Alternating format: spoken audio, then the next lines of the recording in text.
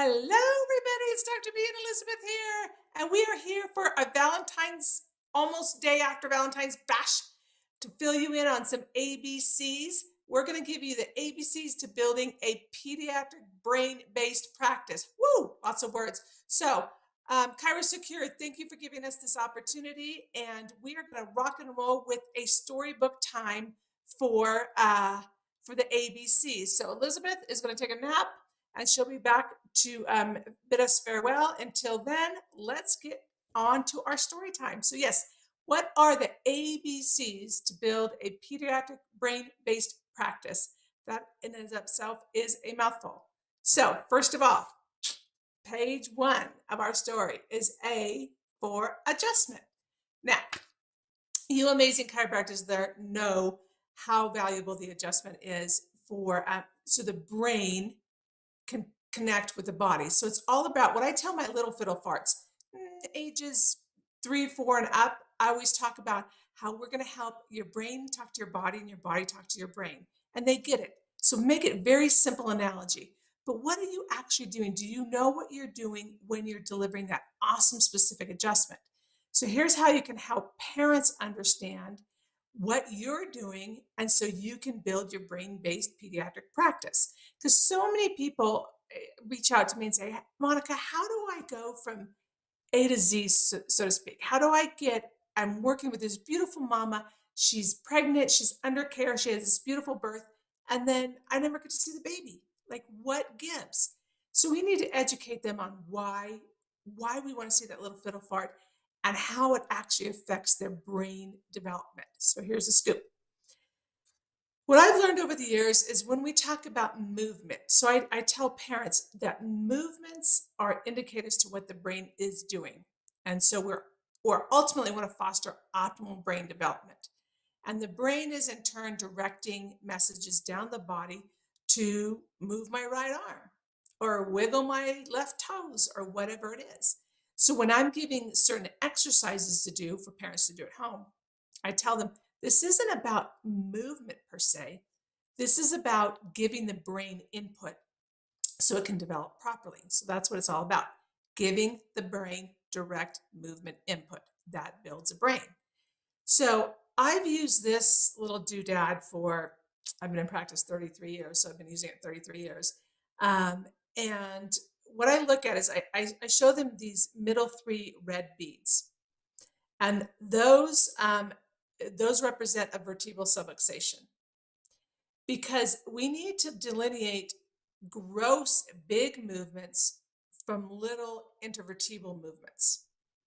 Because when we tell the parents that we want the baby to move properly, they might see baby kicking and throwing their arms up and down and these gross movements, but they're not looking at the little fine movements of the spine that are feeding incredibly important information to the brain. So I tell them a vertebral subluxation, these are vertebral subluxation, these red balls right here, and they're stuck.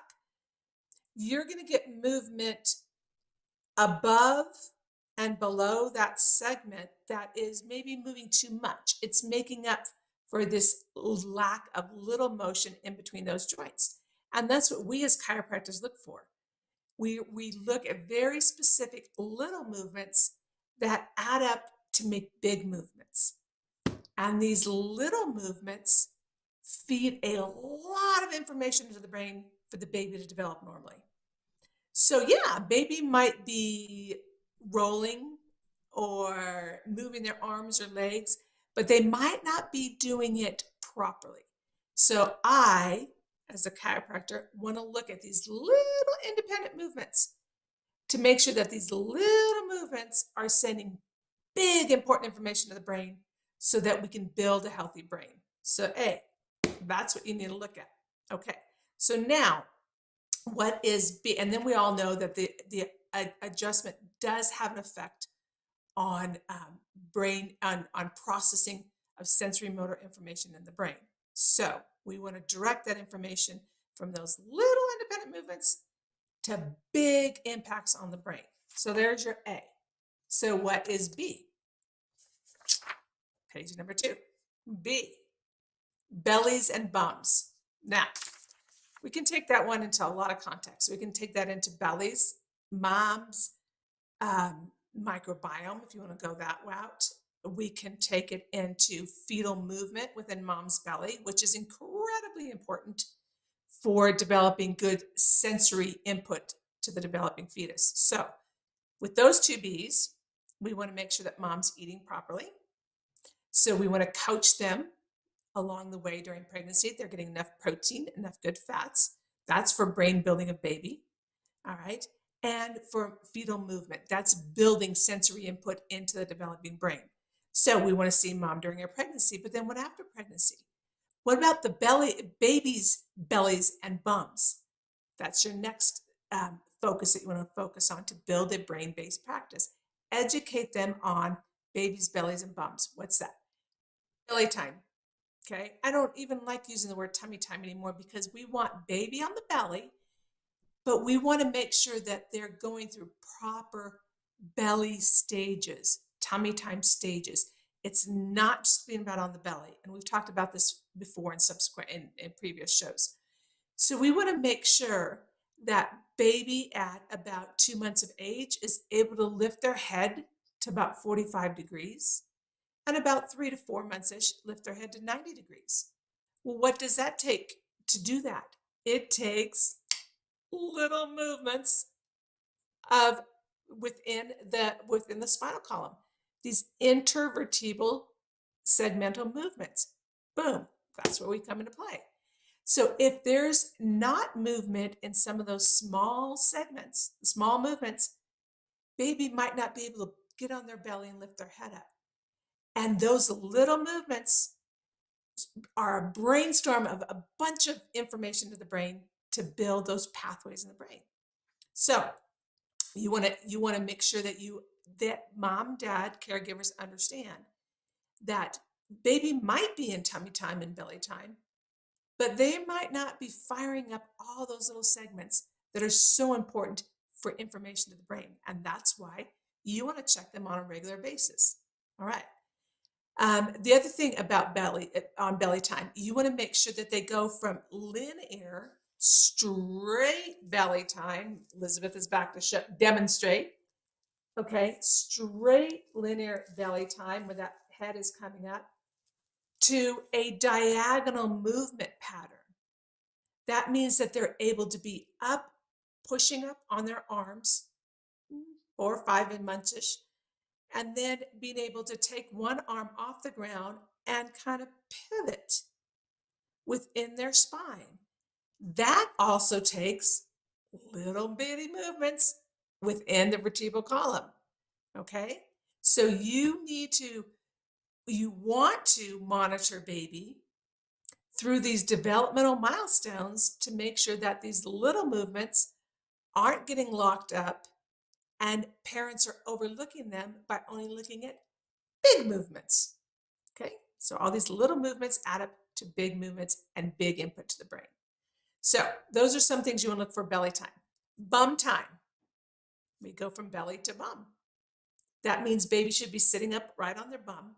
Okay, and if the vertebral column is sending proper information, if the muscles and the ligaments and the information from the joints are sending proper information to the brain is going to know where the body is in space, and baby can sit up right on their bum and hold their body weight and have core stabilization. So another reason baby gets to be around 6, 7, 8 months-ish. You want to make sure that all those little movements are intact so that the baby has big movements to be able to sit upright and be able to move around their core that helps foster even more brain development. So that's your B's. So now, what is C? C stands for chiropractic, yes, but C stands for core. You want to make sure that A, baby had a good fuel and good nutrients during pregnancy. All right, so that means mom's belly was fed proper nutrition, so baby's brain is building. We got a lot of B's going on here. right? You want to make sure that baby had enough fuel during the fetal development to build tone to be able to develop core. Core is key. Your belly time, tummy time, your bum time is all developing key core musculature that is needed for optimal brain development. Most disorders, if we want to give them a label, I don't care what you give it. You give them autism, you give it ADHD, you give it schizophrenia, you give it scoliosis. There's one key factor there, and that is lack of core control and postural control. So if you want to build a brain-based pediatric practice, start with just ABCs. Those are your first 3 steps. Adjust, know why you're adjusting, know how to explain that to your caregivers. B, mom's belly, meaning good nutrition, meaning baby's got enough room to move in utero to develop key input to the brain. Make sure baby's got belly time and good bum time. And C, make sure you're developing that core. If there's any lack of intervertebral little movement, okay, that means big movement is going to be maladapted to some degree. And that means the brain is going to be maladapted to some degree. So there's your ABCs to start building a brain-based pediatric practice. Simple, easy, cheesy. Start using the lingo, start putting into place, and you're going to build your milestone practice and get those babies under wellness care for life. And you're going to build a waiting list practice. So hopefully you gained some pearls there. Elizabeth and I will be back in March to spring into more actionable steps to build your brain-based practice. ChiroSecure, thanks again for giving us this opportunity, and we will see you next month with more brain-building tips.